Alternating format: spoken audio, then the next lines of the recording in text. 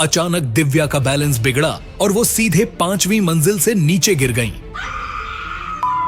आनन फानन में अस्पताल ले जाया गया, लेकिन 19 साल की सुपरस्टार ने आखिरी सांस ले ली।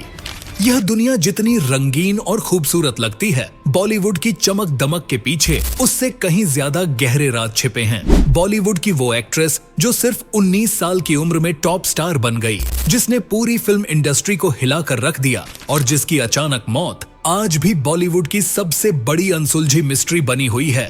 ये वो एक्ट्रेस हैं जिनके बारे में कहा जाता है कि अगर वो जिंदा होती तो शायद श्रीदेवी और माधुरी तक के लिए मुश्किलें खड़ी कर देती। जी हाँ, हम बात कर रहे हैं दिव्या भारती की। दिव्या भारती की जिंदगी किसी फिल्म की कहानी से कम नहीं थी। 25 फरवरी 1774 को मुंबई में मीता भारती और ओम प्रकाश भारती के घर जन्मी दिव्या बचपन से ही ऐसी थीं कि उन्हें देखकर लोग रुक जाते थे। उनकी खूबसूरती के चर्चे हर तरफ थे। बचपन में दिव्या को पढ़ाई से ज्यादा एक्टिंग और डांसिंग का शौक था।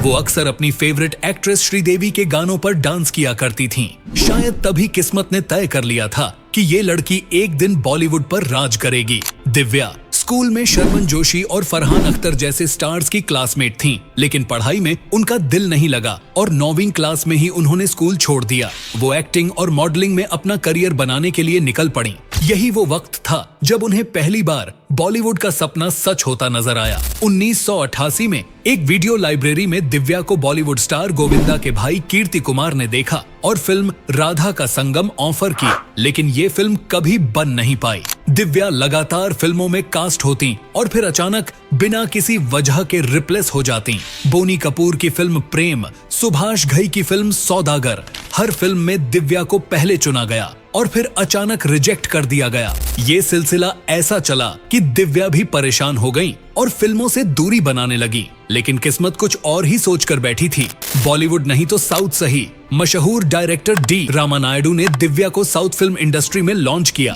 फिल्म का नाम था बोबिली राजा और ये सुपरहिट साबित हुई। सिर्फ 16 साल की उम्र में दिव्या साउथ इंडस्ट्री की सनसनी बन चुकी थीं। एक के बाद एक हिट फिल्में देकर दिव्या का नाम पूरे देश में फैलने लगा। साउथ में सक्सेस पाने के बाद बॉलीवुड ने आखिरकार दिव्या के लिए दरवाजे खोल दिए। फिल्म विश्वात्मा से बॉलीवुड में कदम रखते ही दिव्या भारतीय ने पूरे बॉलीवुड को चौंका दिया। हालांकि फिल्म फ्लॉप रही, लेकिन दिव्या के गाने 7 समंदर पार ने पूरे देश में टहलका मचा दिया।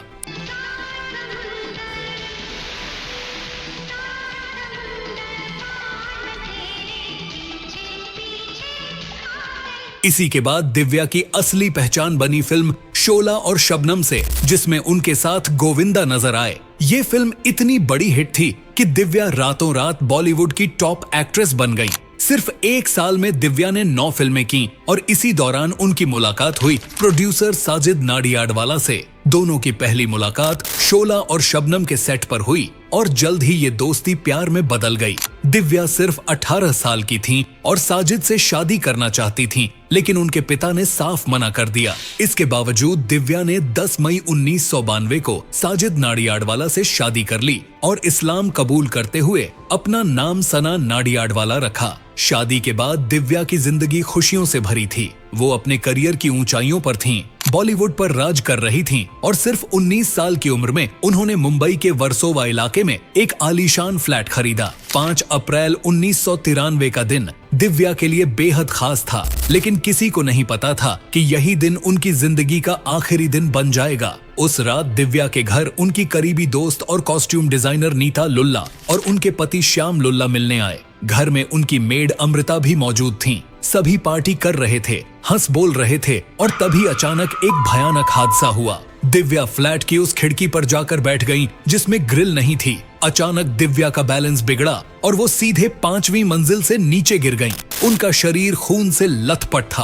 आनन फानन में अस्पताल ले जाया गया, लेकिन 19 साल की सुपरस्टार ने आखिरी सांस ले ली। इस खबर से बॉलीवुड समेत पूरा देश सकते में आ गया। लोग ये मानने को तैयार ही नहीं थे कि दिव्या का जाना एक हादसा है। पुलिस की जांच में इसे हादसा बताया गया, लेकिन अफवाहें फैलने लगीं कि दिव्या की मौत में underworld don Dawood Ibrahim, Bollywood mafia और यहाँ तक कि उनके पति साजिद का हाथ है। शक गहरा इसलिए हुआ क्योंकि जिस फ्लैट में दिव्या रहती थीं, सिर्फ उनकी खिड़की पर ही ग्रिल नहीं थी।